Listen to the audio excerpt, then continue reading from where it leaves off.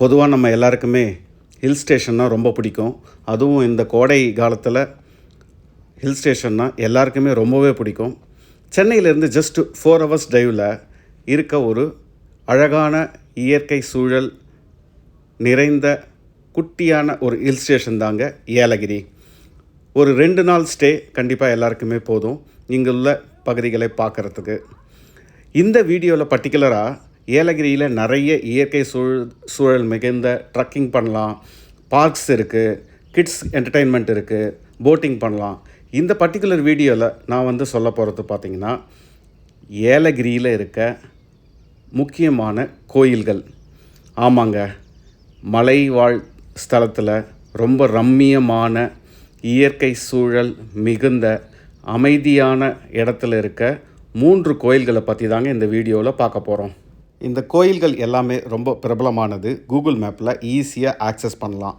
நீங்கள் தங்கியிருக்க இடத்த பொறுத்து இந்த கோயில்களை பார்க்குற ஆர்டரை நீங்கள் டிசைட் பண்ணிக்கலாம். நான் தங்கியிருந்தது பார்த்திங்கன்னா தாயலூரில் இருக்க பிஎல்பி கார்டன் அப்படிங்கிற ஒரு ஹோம் ஸ்டேயில் தங்கியிருந்தேங்க. Homely food, friendly staff. கண்டிப்பாக நான் ரெக்கமெண்ட் பண்ணுவேன். நீங்களும் முடிஞ்சால் இந்த ஹோம் ஸ்டேவை தங்கிக்கோங்க. இந்த ஹோம் ஸ்டே பார்த்திங்கன்னா தாயலூர் அப்படிங்கிற பகுதியில் அமைஞ்சிருக்கு. இந்த ஹோம் ஸ்டேலேருந்து மற்ற சுற்றுலா ஸ்தலங்கள் எல்லாமே அருகருகே இருக்குது. இந்த ஹோம் ஸ்டேலேருந்து டுவர்ட்ஸ் ஏலகிரி போகும்போது ஃபஸ்ட்டு நம்ம பார்க்க போகிறது சிவன் பார்வதி கோயில், அப்படி இல்லைனா ஏலகிரீஸ்வரர் கோயில் அப்படின்னு சொல்லுவாங்க. அந்த கோயிலுக்கு முதல்ல போகலாம். இந்த கோயில் எல்லாமே பார்த்திங்கன்னா கூகுள் மேப்பில் ஈஸியாக ஐடென்டிஃபை பண்ணலாம். ரோடுமே உங்களுக்கு கிளியராக இருக்கிறதால மேப்பு அழகாக வழிகாட்டும். போகிற பகுதி பார்த்திங்கன்னா ரொம்ப அமைதியாக இயற்கை சூழல் அமைந்த மலைப்பகுதியில் ஒரு அமைதியான சூழலில் வண்டி ஓட்டிகிட்டு போகிற மாதிரி இருக்கும். ரொம்ப அமைதியாக இருக்கும், நல்லாவே இருக்கும். நீங்கள் போகும்போதே இந்த சிவன் கோயிலை உங்களால் பார்க்க முடியும். கொஞ்சம் மேடு ஏறி இறங்கி போக வேண்டியதாக இருக்கும். பட் எல்லா வாகனங்களும் ஈஸியாக போக முடியுங்க. இதுதாங்க இந்த ஏலகிரீஸ்வரர் அப்படி இல்லைனா சிவன் பார்வதி கோயில் அப்படின்னு சொல்கிற ஒரு அழகான கோயிலுங்க.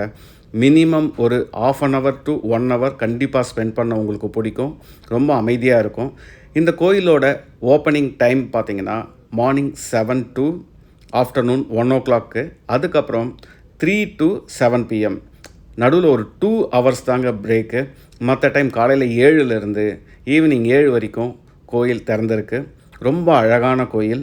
இங்கே பார்க்கும்போதே பார்த்திங்கன்னா கைலாச காட்சி அப்படிங்கிற மாதிரி சிவனும் பார்வதியும் ஒரு லிங்கத்துக்குள்ளே இருக்கிற மாதிரி இருக்கும். இங்கே 2 நந்தி இருக்குது. ஒன்று மூலவரை பார்த்த மாதிரியும், இன்னொரு நந்தி மலையை பார்த்த மாதிரியும், அது மலைக்கு கீழே ஒரு கைலாச காட்சி போல் சிவனும் பார்வதியும் லிங்கத்துக்குள்ளே இருக்காங்க. இவங்கள பார்க்குற மாதிரியும் இருக்குது. இது ரொம்ப வித்தியாசமாக இருந்தது. 2 நந்தி எதிர் திசையில், ஒன்று மூலவரை நோக்கி, இந்த மலையை நோக்கி இருக்குது. இந்த கைலாச காட்சிக்கு பக்கத்துலேயே பார்த்திங்கன்னா எல்லா சித்தர்களோட சிலையும் அவர்களோட பேரோடு வச்சுருக்காங்க. பார்க்குறதுக்கு ரொம்ப அழகாக இருக்குது. உண்மையிலே ஒரு கைலாச காட்சி இருப்பது போலவே இருக்குது. இயற்கை சூழல் நிறைந்த பகுதி, அமைதியாக, க்ரீனரி, சிவன் கோயில், சித்தர்களோட சிலை அப்படின்னு சொல்லிட்டு ரொம்ப அழகாகவே இருக்குது. நீங்கள் கண்டிப்பாக நிறைய டைம் ஸ்பெண்ட் பண்ணலாம். உள்ளே போகும்போது பார்த்திங்கன்னா உள்ளே நான் எதுவும் வீடியோ எடுக்கலை. முருகன், விநாயகருக்கு தனித்தனி சன்னதி இருக்குது. அப்புறமா பார்த்திங்கன்னா அந்த லிங்கத்துக்கு பின்னாடி சோமாஸ்கந்தர் அப்படிங்கிற சொல்கிற மாதிரி உருவ அமைப்பும் இருக்குங்க இந்த கோயிலில். பொதுவாக சொந்த வாகனத்தில் ட்ரைவ் பண்ணிட்டு வரும்போது இந்த மாதிரி கோயில்கிட்ட பார்க் பண்ணுறதுக்காக ரொம்பவே கஷ்டப்படுவோம். ஆனால் இந்த கோயில்கிட்ட நிறைய பார்க்கிங் ஸ்பேஸ் இருக்குது. கார், பெரிய வண்டி எதுவாக இருந்தாலுமே நிறுத்த முடியும். கோயிலுக்கு மேலேயும் கோயில் வளாகத்துலேயும் நிறைய ஓப்பன் ஸ்பேஸ். கிட்ஸு கொஞ்ச நேரம் ஜாலியாக விளையாடுறதுக்கும் ஒரு பொருத்தமான இடமா இது இருக்குது.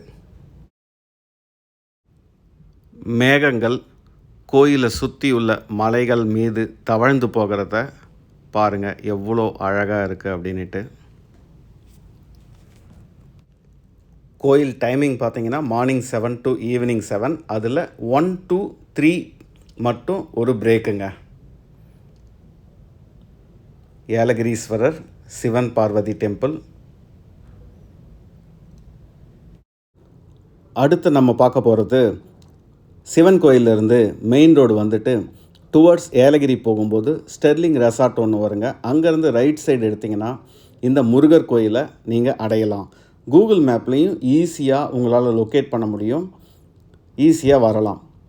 இந்த கோயில் பார்த்திங்கன்னா கிட்டத்தட்ட ஒரு 100 படிக்கட்டுகள். பட் படிக்கட்டுகள் ரொம்ப ஸ்டீப்பாக இல்லை, ரொம்ப ஈஸியாக எல்லாராலையுமே ஏற முடிகிற மாதிரி ஒரு படிக்கட்டுகள் தான். இந்த 100 படிக்கட்டுகளை கடந்து நீங்கள் வரும்போது பார்த்திங்கன்னா அழகாக முருகரை தரிசிக்கலாம். இந்த கோயில் பார்த்திங்கன்னா ஒரு ப்ரைவேட்டு தனியாருக்கு சொந்தமானது. இங்குள்ள லோக்கல் பீப்புளெலாம் சேர்ந்து கட்டியிருக்காங்க. 1970களில் கிருபானந்த வாரியாரால் கும்பாபிஷேகம் செய்யப்பட்ட ஒரு சிறப்பு வாய்ந்த கோயிலுங்க. மார்னிங் 9 to 1, ஆஃப்டர்நூன் 3 to 6 இதுதாங்க இந்த கோயிலோட ஓப்பனிங் டைமிங்ஸ். முருகருக்கு உகந்த எல்லா திருவிழாக்களும், அதாவது ஆடிக்கிருத்திகை, தைக்கிருத்திகை போன்ற திருவிழாக்கள் மிகவும் சிறப்பாக கொண்டாடப்படுவதாக இங்கே இருக்கவங்க சொன்னாங்க. முருகர் மட்டும் இல்லைங்க, வரசித்தி விநாயகர், நவகிரகங்கள் எல்லாமே இந்த கோயில் வளாகத்தில் இருக்குது. அழகாக இந்த கோயில் மேலே இருந்து சுற்றியுள்ள மலைப்பகுதிகளையும் பார்க்கலாம். மூணாவதாக நம்ம பார்க்க இருக்க ஒரு பிரபலமான கோயில் கல்யாண வெங்கடேச பெருமாள் மற்றும் ஏலகிரி தாயார் கோயிலுங்க. ஆமாங்க, இந்த கோயிலோட ஓப்பனிங் டைம் பார்த்திங்கன்னா 9 to 12, அப்புறம் ஈவினிங் 4 to 7. அத்தனாவூர் அப்படிங்கிற ஒரு வில்லேஜில் அமைந்திருக்க இந்த கோயிலும் ரொம்ப அழகாக இருக்கும். இங்கே இருக்க பெருமாளும் ரொம்ப பிரம்மாண்டமாக இருக்கார். இந்த கோயிலில் ஏலகிரி தாயார், கல்யாண வெங்கடேச பெருமாள், ஆண்டாள், கருடாழ்வார், ராமானுஜர், ஆஞ்சநேயர், சக்கரத்தாழ்வார், நரசிம்மர் அப்படின்னு நிறைய சந்நிதிகள் தனித்தனியாக இருக்குது. கோசாலையும் இருக்குங்க. கண்டிப்பாக பார்க்க வேண்டிய ஒன்று. இந்த 3 கோயிலுக்கு அப்புறம் நான் பார்த்த இன்னொரு கோயில், ஆனால் கோயில் மூடி இருந்ததுங்க. வெளியே இருந்தே பார்த்தேன். அந்த கோயிலோட அமைப்பும் அதனோட இயற்கை சூழ்நிலையும் எனக்கு ரொம்பவே பிடிச்சிருந்தது. ஒரு கிராமத்தில் இருக்க ஒரு கோயில் எப்படி இருக்குமோ அந்த மாதிரி இருந்தது. இந்த கோயிலோட பேர் வந்து பார்த்திங்கன்னா கதவனாச்சி அம்மன். இந்த கோயில் எங்கே இருக்குதுன்னு பார்த்தீங்கன்னா நிலாவூர் அப்படிங்கிற ஒரு ஊருக்குள்ளே இருக்குங்க. ஊரோட பேரே ரொம்ப அழகாக இருக்குது, நிலாவூர். அந்த கோயிலில் நிலாவூர் அப்படிங்கிற இந்த பிளேஸில் இருக்க கோயில் கண்டிப்பாக பார்க்க வேண்டிய ஒன்று. எனக்கு இதனோட ஓப்பனிங் டைமிங்ஸ் தெரியல. இது நான் எப்படி பார்த்தேன்னா, நீங்கள் ஏலகிரி போனீங்கன்னா நிலாவூர் வியூ பாயிண்ட் அப்படின்னு சொல்லுவாங்க. அந்த வியூ பாயிண்ட்டுக்கு போகிற வழியில் இந்த கோயில் இருக்குது. இந்த கோயில் திறந்திருந்ததுன்னா கண்டிப்பாக இங்கே டைம் ஸ்பெண்ட் பண்ணுங்கள். ரொம்பவே அழகாக இருக்குது. வீடியோவை பார்த்தாவே உங்களுக்கு தெரியும். அவ்வளோதாங்க, ஏலகிரியில் இருக்க முக்கியமாக 3 இல்லை 4 கோயில்களை இந்த வீடியோவில் பார்த்துருக்கீங்க. கண்டிப்பாக ஏலகிரி வரும்போது இந்த கோயில்களை பார்க்கறதுக்கு பிளான் பண்ணிக்கோங்க, திட்டமிட்டுக்கோங்க. உங்களுக்கு எல்லாருக்குமே பிடிக்கும். தேங்க்யூ. இன்னொரு வீடியோவில் ஏலகிரியில் இருக்க மற்ற சுற்றுலா ஸ்தலங்களை நாங்கள் பார்த்த இடத்த உங்களுக்கு இந்த அடுத்த வீடியோவில் ஷேர் பண்ணிக்கிறேன்.